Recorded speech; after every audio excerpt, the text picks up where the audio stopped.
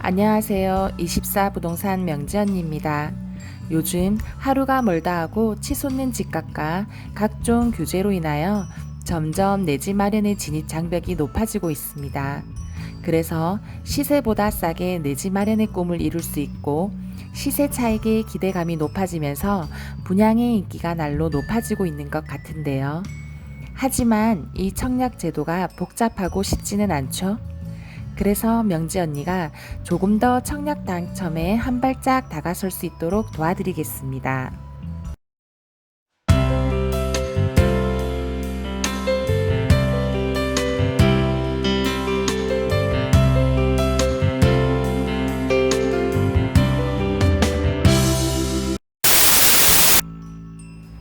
첫 번째는 청약의 꽃, 청약의 필수 조건인 청약통장입니다. 2021년 8월 말 기준 청약홈에 따르면 전국 청약통장 가입자는 2,815만 4,208명으로 집계되며 이 가운데 1순위 자격을 갖춘 자는 1,564만 862명으로 전체의 55%에 달합니다. 대한민국 인구가 약 5,200만 명인데 청약통장 가입자 수가 전체 인구의 절반 이상이네요. 그만큼 경쟁자도 많다는 거겠죠? 청약통장이란 아파트 분양 자격을 얻기 위해 활용되는 통장으로서 본인이 국민주택에 청약을 넣을 건지 민영주택에 청약을 넣을 건지 그리고 규제지역 여부에 따라 청약통장 가입기간과 금액 충족 요건의 차이는 있겠지만 기본적으로 청약통장은 청약의 필수 여건이라고 할 수 있습니다. 국민주택, 민영주택 모두 청약 1순위가 되기 위해서는 투기가열지구 및 청약가열지구의 경우 청약통장 가입기간이 2년이 경과해야 하며 위축 지역은 가입기간 1개월, 그 외 수도권 지역은 가입 후 1년, 그 외 지역은 가입 후 6개월이 경과해야 합니다.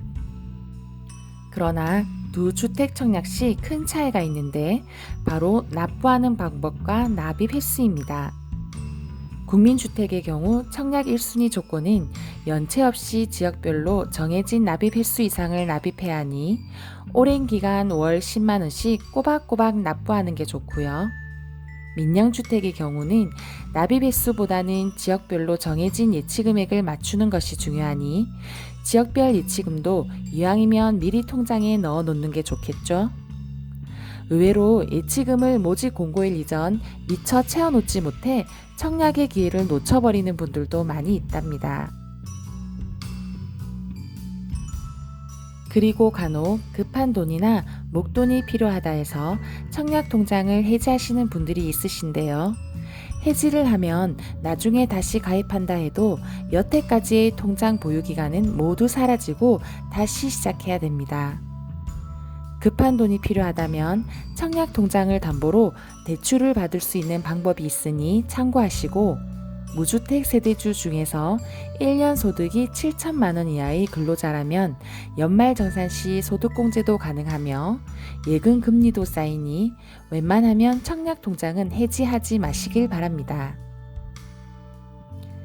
민영주택 가점제의 경우 청약통장 가입기간이 길수록 점수가 높으니 당장 청약을 할 계획이 아니더라도 미리미리 가입해 놓는 걸 권해드리니 아직 청약통장이 없으시다면 이 영상을 보신 후 바로 은행에 가셔서 통장 개설하시길 바랍니다. 그리고 한 가지 팁을 더 드리자면 자녀들 앞으로도 미리 청약통장을 가입해 두시는 게 좋습니다. 그렇다고 무작정 어릴 때 일찍 가입해 두는 게 좋은 건 아니고요. 미성년자일 때 납입한 회차는 24회까지만 인정되므로 적정한 시기인 만 17세에 가입하는 것이 제일 효율적입니다. 이 영상을 보고 계신 분들 중 자녀분이 만 17세 이상이라면 역시 바로 은행에 가셔서 통장 개설을 권해드립니다. 물론 청약통장만 가지고 있다 해서 당첨이 무조건 되는 건 아니지만 지금까지 설명드린 바와 같이 장기간 통장 보유 등으로 인해 가점을 최대한 많이 확보할 수 있는 유리한 측면이 있으니 꼭 청약통장은 미리미리 준비하세요. 두 번째는 해당 지역 거주입니다. 입주자 선정에서 당해 우선이라는 말을 들어보셨을 텐데요. 당해란 청약시 동일 순위 내에서는 해당 건설 지역에 거주하는 청약 신청자를 우선적으로 뽑고 미달 시에는 잔여 세대를 인근 지역에 거주하는 청약 신청자에게 공급하는 방식으로 해당 건설 지역 거주자를 당해로 표현합니다. 같은 청약 1순위라도 해당 지역 거주자에게 우선권을 주는데요.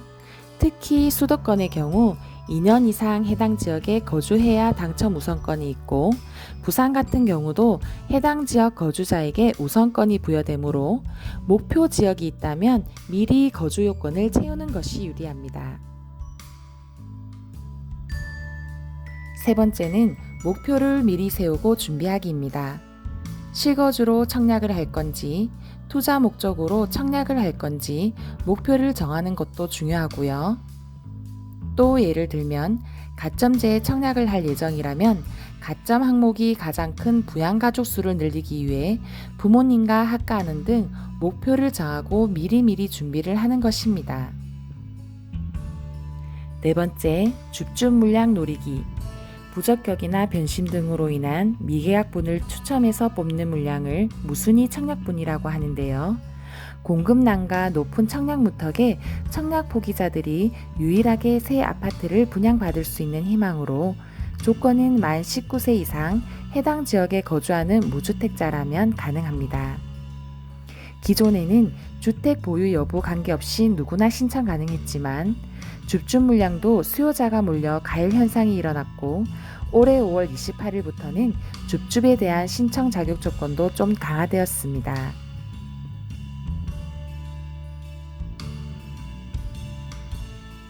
줍줍은 공급량이 적고 진행 시기도 불투명해 사전에 자금 마련 계획이 충분히 뒷받침되어야 하고 요즘은 부동산 관련 앱 또는 카톡 친구 등 여러 정보 시스템을 통해 줍줍 알림이 서비스 등 다양하게 알림도 받아볼 수 있으니 평소에 관심 가지고 있다가 줍줍 물량에 도전해 보시기 바랍니다. 청약 통장 미리 준비하기, 해당 지역 거주하기, 목표 세우기, 줍줍 물량 노리기. 이 네 가지 방법 참고하시어 내 집 마련의 꿈에 한 발짝 더 다가가시길 바라며 도움이 되셨다면 구독과 좋아요 눌러주세요.